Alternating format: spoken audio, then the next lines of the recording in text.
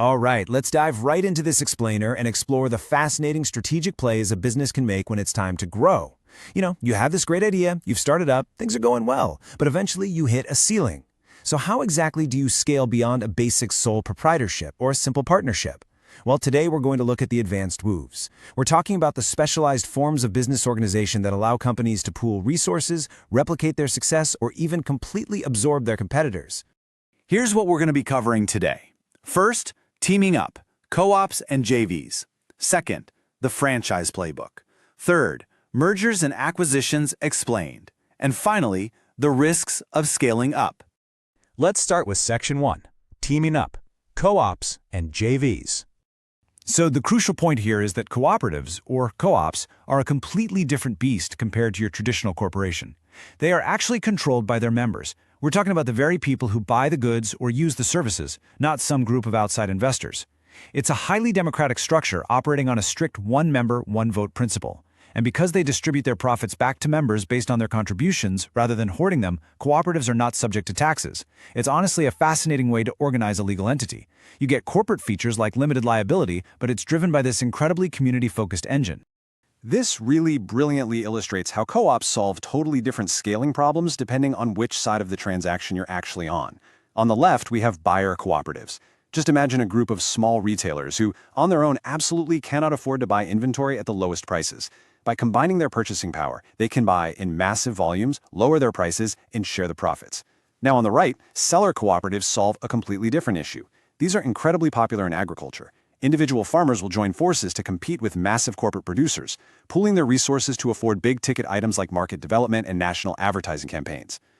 Now, what makes a joint venture so incredibly unique is that, unlike a merger, it's actually a temporary fix. Let's say a specific project is simply too massive or way too expensive for one company to handle alone. Or perhaps a firm needs rapid access to a brand new market or a specific piece of technology. Instead of permanently marrying their companies, they form a targeted alliance for a specified time period.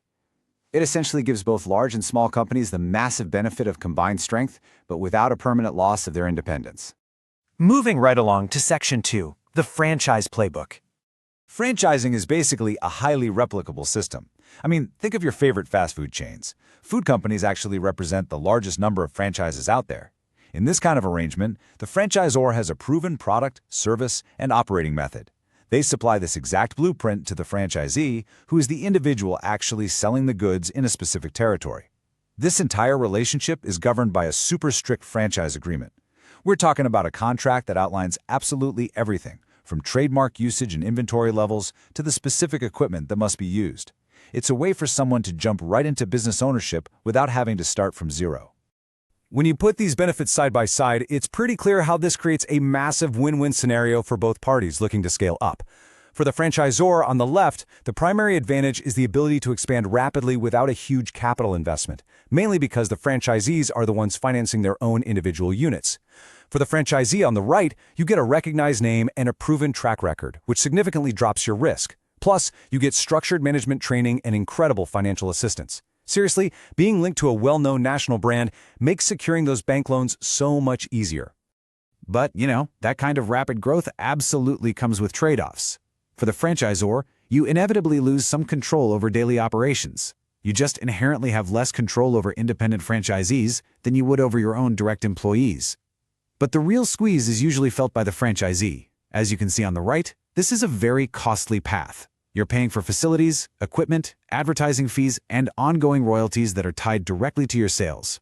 Furthermore, your operating freedom is highly restricted. You literally must conform entirely to the franchisor's rules regarding territory, site selection, and supplies. And if you fail to conform to those strict rules, it can result in the complete loss of your franchise. Because of those steep costs and rigid operational rules, buying a franchise is definitely not a decision you want to make lightly. You absolutely must strictly follow these 3 steps to avoid some really expensive mistakes. First, get professional guidance. This means hiring an attorney with specific franchise experience, getting a banker, and talking to a commercial real estate broker. Second, research the franchise company thoroughly before making any financial commitments whatsoever. And third, carefully evaluate the opportunity. Don't just fall in love with a cool brand. You need to deeply understand the actual business mechanics and the restrictions you're signing up for. All right, let's jump into Section 3, Mergers and Acquisitions Explained. People throw the terms merger and acquisition around together all the time, but we really need to cleanly establish what a merger actually is. A merger is the complete, literal fusion of two or more entities to form one entirely new company. Both original companies essentially cease to exist in their previous forms, and a brand new corporate entity steps onto the stage. Now that is in direct contrast to an acquisition. In an acquisition, a corporation or an investor group finds a target company and negotiates with its board to just purchase it outright. One dominant player is simply buying a target company to absorb all of its assets. The buyer remains completely intact, while the target company gets swallowed up.